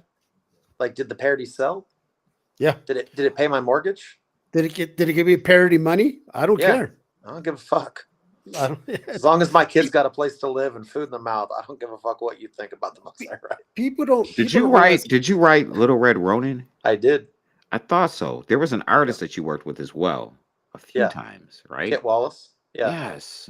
Oh yeah. He did Good Boy, Little Red Ronin. Yeah. He worked on Warcorns a bunch. I love Little Red Ronin. That's why we had Little Red Ronin.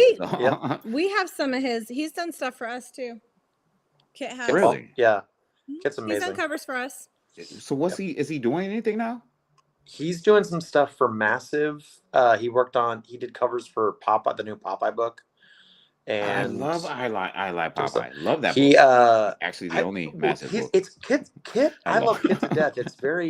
He's a very odd character. He like comes and goes as he pleases and just like very true artist. Like I'm gonna come in and I'm gonna do the things I want and then I'm just gonna disappear. And then I'm gonna come back. Like Little Red Ronin was a huge success for Source Point. And like I've pitched him like since we got it back, we got the rights back from them. It's like 3 issues, right? Yeah. And we got the rights back, him and I, because it was a co-owned thing. We got the rights back from Source Point. And I told him, I said, dude, I sent him a pitch for Little Red Ronin 2. And he was like, I don't know, maybe. I'm like, bro, we could make so much money. Like, why do you not want this money? It was good. He's like, I don't know. He's like, I just I feel like drawing robots. I'm like, what the fuck, dude? I had all 3 issues, and there was one per stores with it. Yeah. The Ninja Turtle keeping for myself. Yeah. And I go to my warehouse one day, and I'm like, yo, where's my one for stores? And my co-owner is like, oh yeah, one of our customers was asking about it, and I just kind of packaged them up, and I'm like, yo, bro. Oh no! Keep doing them. There were the turtles homage covers too. It was yeah. so dope, man. But yeah, so I'm the parodies guy. I'm fine with that. I don't care. You do you, boo. Yeah, and that's once again, I guess it all based on who we are. If we allow these, you should read Little Red Ronin. Yeah, I'll jump on it right now. Ryan did a cover for them, so we have it. I did. He's not gonna. Gary's like, I know he's not gonna read it. I'm gonna read it to him. It's only 3 issues. It's only 3 he issues. Won't listen. Yeah, 3 issues. That's that's 3 too many. I'll have my wife read it to me at bedside. 3 too many. He's always trolling me. Anytime anyone posts, what are you reading? And I'll post what I'm reading, and Caesar will come on up like, I'm reading what Ish read. Every time. Yeah, because Ish is telling me about it as he reads it. Exactly. That's I'm going to have Ish read on my. That's how I learn. That's how he learns and has knowledge. That's it. That's all it is. Just so you know, I love you guys, but I have to be on a flight in like 3.5 hours to Shannon's house. By all means, the show's almost over in 15 minutes. It's over 15 minutes. You were here. I'll see you in the morning, boo. Always awesome chilling with you. You guys are amazing. Thank you for having me. I'm gonna go pass out. I'll see you in Florida. Yeah, we'll see you next year. Absolutely, dude. All right, all right, guys. Thanks for being here. Bye, honey. See you in the morning. Right. See you, honey. See him in the morning. So 15 minutes before we end, and this is what I like. I like when we have, sometimes we have a lot of shit shows, and we do when we have Ish on, we do the tournaments and all that stuff. No, talk about when we have like the tournaments and stuff like that. But I like these kind of shows because I like to truly pick the brain of the ones who are in the industry and the ones who are selling the industry, all at the same time, because there are, whether we like it or not, but there's a lot of people who are a lot of newbies who have no idea where to start. I want a brick and mortar. My dream is to own a comic book store, and I think a lot of people are like, "Don't do it. Don't do it." I've heard that many times. Don't do it. It's hard. Don't do it. I would think, why? It's almost a romance vision of owning your own comic book store. Because I don't do it. I'm 6. No, it's horrible to own a. Listen, I'm really quick for anyone who's saying I want to own my own comic book store. There's so many things you have to consider. Mm-hmm. Really, like overhead is a big, especially in the 21st century, right? So the only reason why I took on an overhead, I don't need an overhead at all. The only reason why I took on an overhead is because I just needed more space. So you have to consider, right? Like you're essentially paying the store boxes of paper, especially if you can't sell it, right? So, and the thing is, you don't need a brick and mortar to sell comic books in the 21st century. That's correct. You just don't need it. I mean, how many online stores are just thriving? Yeah. Or not thriving? That's what we have. We have online stores. We don't have we have our warehouse and our office. That's where we keep everything, but it's not a brick and mortar where you can like walk in and buy anything. It's not like that. And mine you can, but mine I make so much. I always tell people when they come in, 90% of my income is not from people walking in. Right. I don't even need anyone to ever walk in. Yeah. I never need anyone to walk in. I could leave the doors locked 24/7 and just go there and work, go live, process books, ship books. You know what I mean? I could literally take my wall, which is the best wall in Western New York. We call it the Great Wall of Western New York. And I can just run my camera across the wall, take pictures, post them on my page, and sell books. You know what I mean? No one has to come in and buy them off the wall. We know people who have had to close down because it just wasn't doing it. It just wasn't. It wasn't paying. It wasn't paying the rent. It wasn't paying the mortgage, and it sucks because now more than ever you hear more of this. This LCS has been in business for 45 years, had to close down. So and so business has been open for 35 years, had to close down. I don't have an LCS by my place anymore. The next one is 3 hours away, so I just buy all my books online. So online stores is the way to go. But once again, if you want to go and you want to open a store and you want more power to you, and you hope that you have someone like Ish in your community who will talk you up and drive the customers through your doors. Mm-hmm. Because if you don't, and if you definitely don't know how to market, and you don't spend on advertising and all that good stuff, it's a dying dream. I hate to be that guy, but I'm also a realist because I don't want to see people suffer. And You the also same have to thing with really think about a strategy and a plan of attack. And it was something I was saying earlier, right? Like I started a business with no money, but before I got to that point, I was like, okay, I want to open up a store. I want to start ordering books and have an inventory. And it's like ching, ching, ching. The math to me, I need thousands of dollars to go into this. And then when I actually did it, I realized, well, if I have a strategy and have a game plan, I need pennies. But it's about the strategy and how you approach it, right? Do you decide I need to go get a bunch of money so I can pay a lease and get a building and then go order a bunch of books? Or do I say, let me jump online and build a platform, which is free, and I don't need to go rent anything or any of that. Let me jump online and build a platform. And now that I have a platform, what do I need to do to get a diamond account? I just need a DBA, and I just need I can go get a diamond account now. So then I can order these books and have them delivered here. I started with one book, Spawn 350. It's the only book I had. I pre-sold it on my own platform. Got on my platform, pre-sold a 1 in 250. Called up a comic shop that I had done work for and said, hey, I just pre-sold a 1 in 250 for this amount of money. I'm just going to write you a check. Can you order it for me on your Lunar account? Yeah. I took the surplus, went on to a live stream, sold the surplus for pennies on a dollar. And then from there, I just started ordering more and more books. Yep. And now I need a brick and mortar because I didn't even need a brick and mortar. The cost of my brick and mortar is equivalent to what I was paying my warehouse. So it's okay. Yeah. You know what I mean? Pay the same for my warehouse as I pay for my storefront. So it's like, okay, it was an easy transition. I got more space. I'm paying the same amount. You know, the same thing could be wondering also about being a self-publisher, right, Shannon? I mean, there's people who are like, I want to publish my own books, and they're thinking it's not that hard. Right? And would you say it's not that it's hard, but it's also not easy street?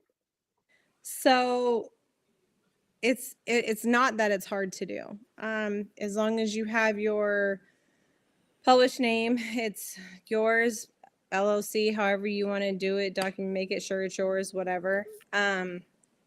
It's how you can, it's like kind of how like Ish was saying, like the platform you build and how you can sell it to continue to do these things. Like you can publish whatever you want. By all means, anybody can publish a book right on. You can have it printed any day of the week. You have to be able to sell that to keep going. You have to be able to cover your cost for, so like what people don't think about is like when you have a book. So since we're self-publishing, we have to write the book. We have to have the book drawn, inked, colored, lettered, printed, covers done. All of that costs thousands and thousands of dollars.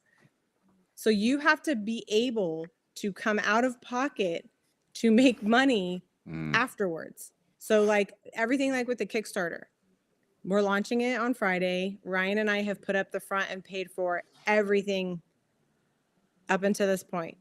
And promo night and the Kickstarter is part of the way that we reimburse ourselves for the money that we have already spent on it. So it's people can think that it's easy, but you have to think of everything that goes behind it to do that. So a lot of people don't think about that. You also have to think like, you know, if you're going to publish your own book, Are you going to do just papers because they're cheaper? Are you going to do paper and foil because foil costs more? You're going to do metals. Metals cost more. Are you going to start doing limited edition books like we do? Like all of that costs money. And some of those have limitations. Like with Dynamite, it's like $1,000 or 1,000 print run on some people, 3,000 on other books. It depends on the book. Like there's minimums to a lot of things. So when it comes to printing things and publishing, like there is a massive amount that goes behind it. And cost is definitely a huge part of that. There's a lot of things that goes into, and this is both worlds that I'm talking to, whether it be the brick and mortar and the selling and the self-publishing and everything that you guys do. It's all the little things that people do not think about, just like any business. Let's just talk about starting any business. It's very easy to come up with a concept and talk about, I'm going to start this. Fantastic. Where do I begin? And then people throw a table of things you have to do. And the first thing they're like, I can't do that. It's too much. I'm going to do something else. It's a lot. It's a lot of the little minutiae that build into the pressure. And it's within your character if you're willing to deal with that pressure. And if you have the vision of the long run. Yep. Ryan, right? You're like, oh, I could, you know what? I'm good under pressure. If you have that, I could fucking do this because I know for a fact is good. People are going to love it. And I'm going to be eventually at one point in my life, be very happy financially for me and my family. Or too much to do. Can't do it. I don't feel like borrowing money. It's more than I can afford. Forget it. I'm off. Right. And it really comes down to most people I know that's too much. Which one? It's too much. And that's why I think you're right, Ryan. There's more of too much. And those are going, we're going to fucking do it.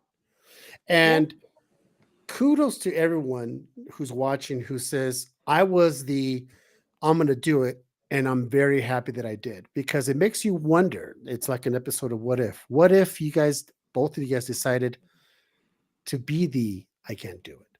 Where would you guys be now? What would you guys be doing?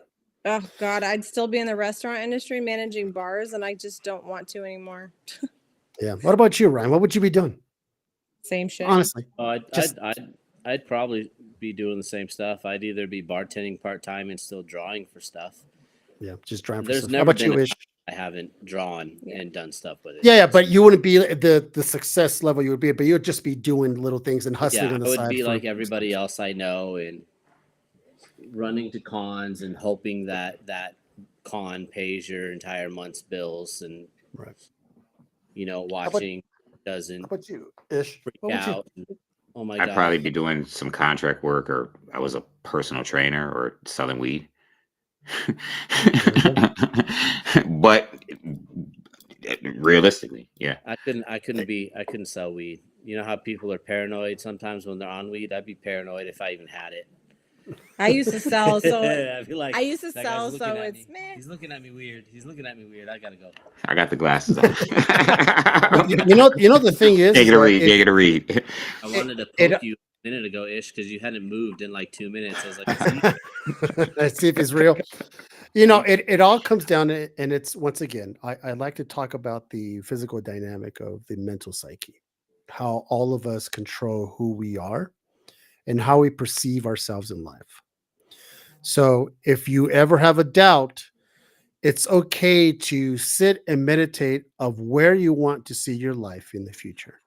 And if you could really mentally handle it, because it's okay if you can't, because it's okay if you see yourself as, I can't do it. It's all right. Honestly, some people can't do it. It's not for everybody. It's not for everybody. Nope. But if you have that 1 ounce, that 1 ounce of, I think I can, build on the I think I can, and drive it straight through the heart of what you want to do. Yeah. And people don't realize how strong our mental capacity is, because I'm going to say we, and I'm going to include myself in this. We never would have thought that any of us would be here when you guys were 15, 16 years old. No, God, no. If someone told you, Ryan, you're going to meet this fantastic woman, you guys are going to build this one day, this empire, you're going to be doing this, and you'd be like, get the fuck out of here. Ish, one day you're going to go to the military, blah, blah, blah. And your love for comics is one day you're going to have your own place. And you'd be like, I don't know, maybe, I guess, whatever. Someone told me, Caesar, you're going to have a heart attack and come through it. I'd be like, well, first of all, why the fuck would I have a heart attack? Because you don't read. Well, it's interesting. Wow. If you'd have read the manuals, that's the funniest thing I've heard all fucking night. I like Ish. A doctor. I like that. Listen, doctor, I just got an idea. Someone told me I got the heart attack not because of diabetes, but because I don't read. Listen, to speak to what Caesar was saying, and I want to add to that, to those who are listening, your success, it's not just about what you want to do, right? It's about what you're willing to do in the process. And the reason why I say that too, because we could want, when I was working at the hospital some years ago, I had a doctor tell me that there are a bunch of brilliant people that can't be doctors because while they have the intelligence to do it, they don't have the drive. Right? They don't have the drive to go to school and then be in the hospital 18 hours a day and then still go to school and study and pass their tests. They just don't have the drive. They have the acumen, they have the want, they have the desire, but they don't have the drive, the willingness to do the thing. For me, when I look at it, it's okay, do I want to just have a brick and mortar? No. Did I want to when I was in high school? Yes. Is that the goal, the end game for me? It isn't. Not for the brand. Right, for comics, and so for the brand, it's just not the end game. I like to look at things like publishing, and I want to do something bigger on the East Coast. The East, people used to say early on when I was first started comics, is like, well, what is your goal? I'd say I want the East Coast. What do you mean you want the East Coast? Well, I'd say that because while I don't want the East Coast, I definitely want Comic Sense as a brand to mean more on the East Coast than a brick and mortar in Buffalo, New York. And before it was a brick and mortar in Buffalo, New York, it was Ish selling books on various live streams or walking into comic shops on a Friday and selling books for them on a live stream, which is kind of what brought me to, you know what I mean? Or hosting cons, or I don't know what it is. But I say this to say, I look at it like, and I think it helps, and I'm sure you guys see it that way as well, right? Like, your brand is so much bigger than just he's an artist and we have this publishing thing. You know what I mean? And it gets to this point where I'm so good at this component or this piece, I could lose it and still have this piece. I don't want to, but maybe I could lose this aspect of it. And that's how I kind of look at it with comics. It's like, I'm so focused on where I'm going. Okay, well, if I don't have a brick and mortar tomorrow, it's not going to stop the fact that I can get on a live stream and I can still order books and I'm still Ish. I still can get on a live stream and I can still sell ice to an Eskimo. You know what I mean? Like I still have that skill. Ryan, you still can, pick up your pencil. Yeah. You know what I mean? And like you were saying, and still put out an awesome piece of work. So anyway, I'm sorry for the. No, you're right. You're right. It's a beautiful thing, people. We're in an age now where we live what we do, and you guys get paid for it. I don't get paid for this. Well, you have. If you love what you do, it's a part of who you are. So you want to. Y'all gonna get paid put it out there, like Ish was saying. Like our books and stuff are more than just what pay our bills. It's like a part of who we are and stories that we're telling for people to make them happy. And legit parts of it are things of our life and scenarios we've been through. So it's just, it's entertaining. If you can do it in a good way and make money off of it, there's nothing wrong with that. 100,000 followers on a Comic Menu podcast. Y'all are gonna start making money soon. Well, you're gonna start getting revenue soon. Once we get 100,000, we'll I already lost count. All right, guys. Well, thank you. Listen, the reason why Dale and I have this show is because we bring on people that we love, truly, honestly. And what's that, right? I said you just got stuck with me. Ryan just happened to come in at the best time with the best joke of the night, apparently, because I'm still fucking laughing at that in my head. All right, so let's do this. Shannon, I'm going to give you and Ryan the opportunity now to go ahead and pimp what we got going on and the big thing. Okay. Go for it, babe. So Garrett will be here tomorrow. Thursday, we are doing our promo night. It is going to be on Whatnot at 8 p.m. Central Time under Ryan Kincaid's Whatnot. It is going to be the full issue of Boss Battle. This is like it's like a preview release night. You get the full issue before we launch the Kickstarter of the entire book. So you have the opportunity to read it before you can even get it on Kickstarter. They are promo books. Not everything is perfect and guaranteed, but the covers are badass. So we have one of all covers that we will be showing. So Garrett will be doing that with me. And then Friday, we are launching the Kickstarter for it. Super, super excited about it. There's going to be some cool covers. It's an interesting story. Everybody will laugh. You know, if Caesar decided to read it, he could laugh too. It's funny. I'm gonna put him in a book, then maybe he'll read it. Oh, I would be forced to read it live. Yes. Now you're screwed. And you still wouldn't read it. I would read it. I would read it. That's the only reason why. Oh yeah, that looks like me. I'm gonna go for here. That's like I told Murat. It's the only way I would buy a Do You Poo book if he did the one of me reading a book. That's the funny thing. That's funny. Truth. So, yep, that'll be what happens with us this week. And I am super stoked to see what comes of this whole collaboration with Garrett and what we do with it and where it goes. Because Lord knows between him and I and our weird ass ideas, some shit can hit the fan. Boss Battle. Boss Battle. That is the name of it. Boss Battle. And for the Prairie Meadows people, Shannon will give me the link and I'll share it over to you, Angie. And yes, you guys could go to the Kickstarter and help and get books and all that stuff and support. Oh, and Angie, by the way, congrats to your daughter and her friend on doing that. That's where you got to start. And I hope that is successful for them. That's right. All right, Ish. Well, first, I just want to say really quickly, shout out to Angie. Shout out to the good people at the home. Y'all are always awesome. Great supporters. Really appreciate all of you. The home. So then, listen up, people. We on here with the Kincaids. Awesome, awesome people. You've been on. Y'all been watching for an hour and a half, 2 hours. Y'all see they're really awesome. Make sure y'all follow these links they're going to share. Boss Battle. Garrett Gunn. Listen. Y'all saw the art. Y'all saw the battle. What are they? Battle tested covers. They're battle damaged. Battle damaged. Listen. Yeah. Listen. By my husband. Listen. By Ryan Kincaid. There you go. Make sure. I need y'all to make sure. They're going to give us links. They're doing the Kickstarter Friday. Make sure y'all support the Kickstarter. Make sure y'all find these links. Make sure y'all go get these books. Support the Kincaids. Find their social medias. Y'all going to tell me y'all social medias, right? Oh. Yeah, everything's under Ryan M. Kincaid. Ryan M. Kincaid. Listen, find them on Instagram. Find them on social media. Support this. Y'all just sat here for an hour and a half. Make it worth your while. Y'all just sat here for an hour and a half, got all this good content. And speaking of this good content, don't just watch here on Facebook. Go over to YouTube.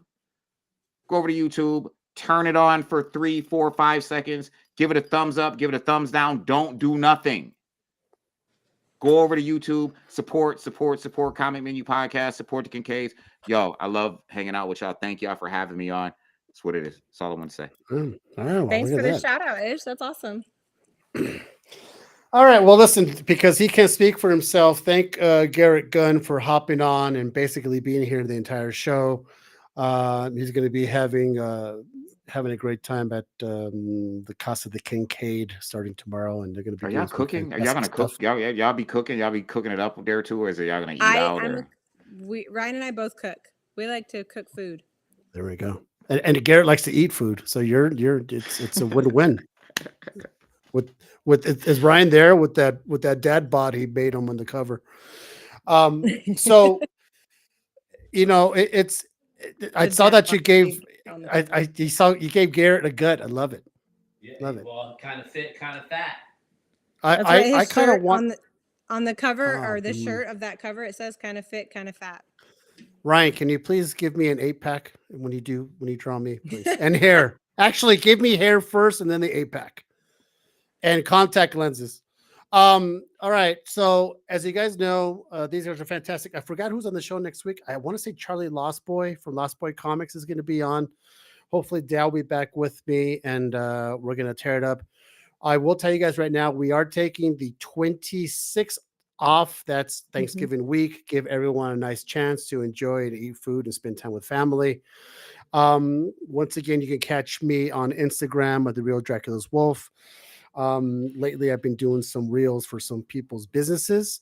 And once again, if you want a promo reel using my voiceover, by all means, look at that. There's a boy and his mom enjoying the time. Go ahead and hit me up and let's make things happen, man. So thanks again, everybody. I appreciate all of you guys. No, sorry, Angela. Dell did not win the election. He fell flat. Good old Dell fell flat. But you know, there's always next year. So everybody, thank you so much. And we'll see you guys next week.